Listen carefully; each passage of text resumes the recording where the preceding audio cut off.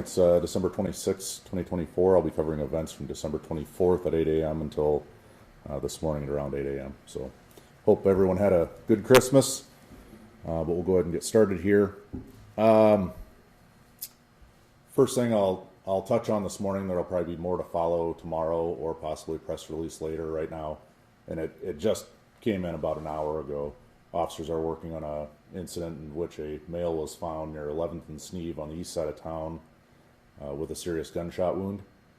And it's, like I said, very, very early in the investigation. The call originally started as a man down call. Officers responded, found an individual with a gunshot wound, and they're investigating it as we speak. So I'd encourage the public to stay away from the area for the time being until this investigation is completed over that way.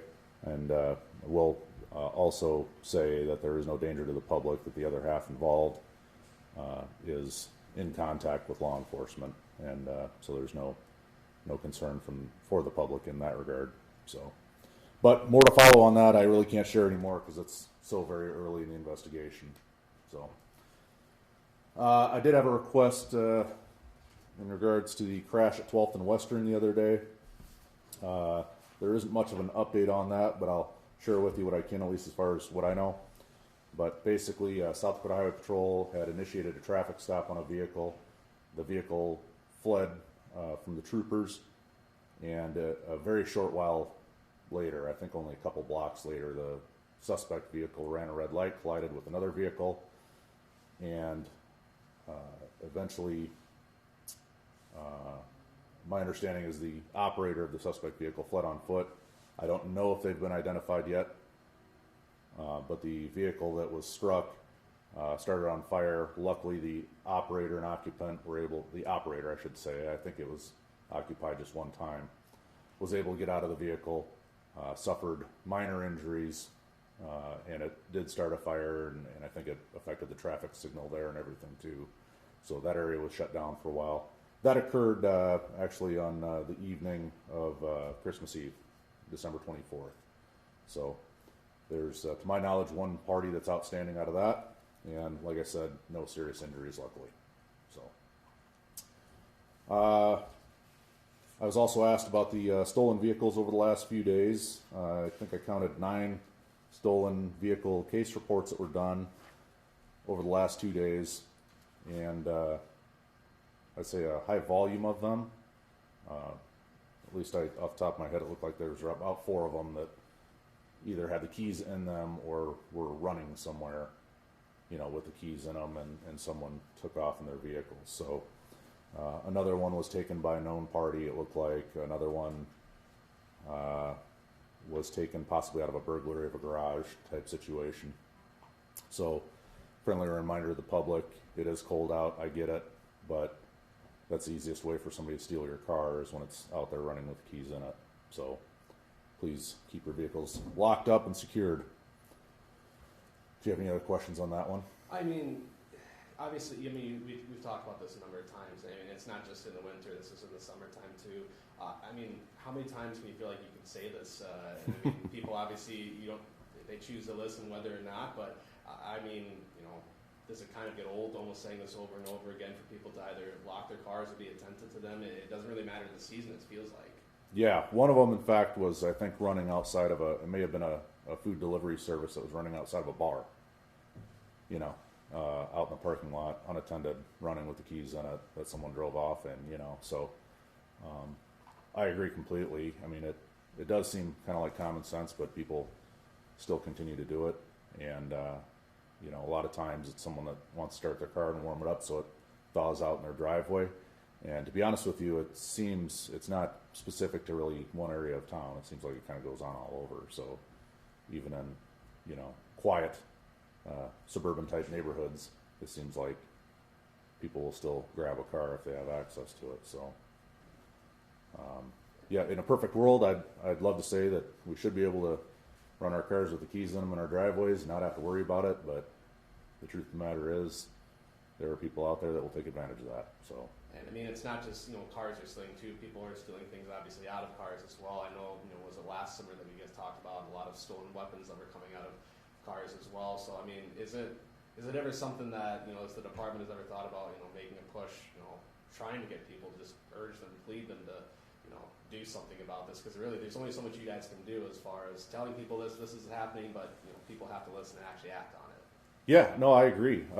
You know, we do preach till we're blue in the face to not store guns in your cars out in your driveways and things like that, because, you know, locked or unlocked, I mean, unfortunately, there's some cases where people force entry into a vehicle and then they, you know, steal it there too. And you know, in a perfect world, like I said, we shouldn't have to worry about it, but the thieves are out there, and you know, if they're motivated, they'll get into a vehicle and steal its contents, including firearms and everything else. And we see, of course, a high volume of those firearms later used in other crimes. So I am a strong supporter of the Second Amendment, but I strongly encourage people not to store firearms in their cars, even if it's locked or whatever, you know.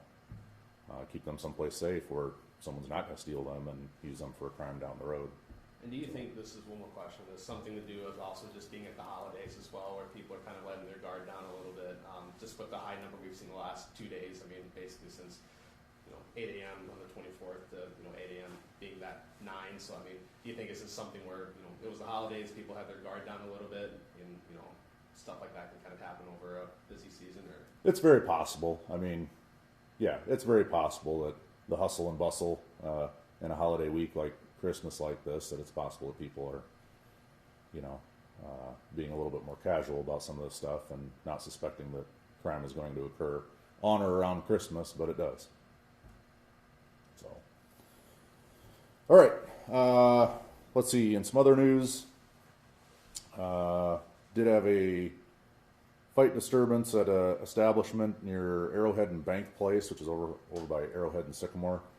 There again, the details on this are quite spotty, but it sounds like a disturbance occurred at somewhere around bar close time, 2 a.m., early this morning on the 26th, and ultimately there were shots fired in the parking lot. To my knowledge, there has been no one that came forward in regards to the incident that had been injured. I think there may be a couple witnesses that we have had contact with, but so far details are pretty sketchy as far as what happened. So it sounds like a disturbance occurred. There were some shots fired and multiple vehicles fled the scene. That's about all we know there. However, possibly related, an individual that may have been present out there was then later reported a robbery.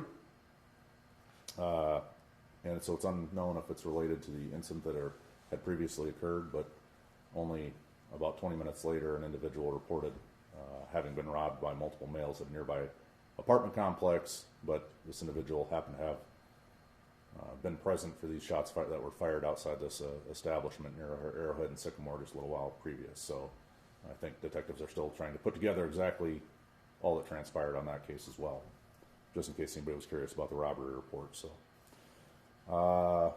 on Christmas Eve, December 24th at around 11:37 p.m., a male was found near 6th and West with a stab wound. He was uncooperative. They ultimately traced that back towards the area of 900 block of West Bailey, and detectives are investigating what happened there, but it sounds like the victim in that case didn't wish to have much done with it, but it sounds like there were some significant stab wounds, but I think at this point is non-life-threatening. So that's all I've got in the bulletin here, unless anybody's got any other questions on anything else. Just go back to the first thing we talked about. You said it was about an hour ago that it happened. Correct. Okay. About an hour and a half ago, I think now at this point, but yeah, somewhere approaching 9 a.m. this morning was the individual that was shot over by 11th and Sneeve. So, but like I said, there probably will be more coming out about that, whether it's today or tomorrow. So, okay. All right. Have a great day.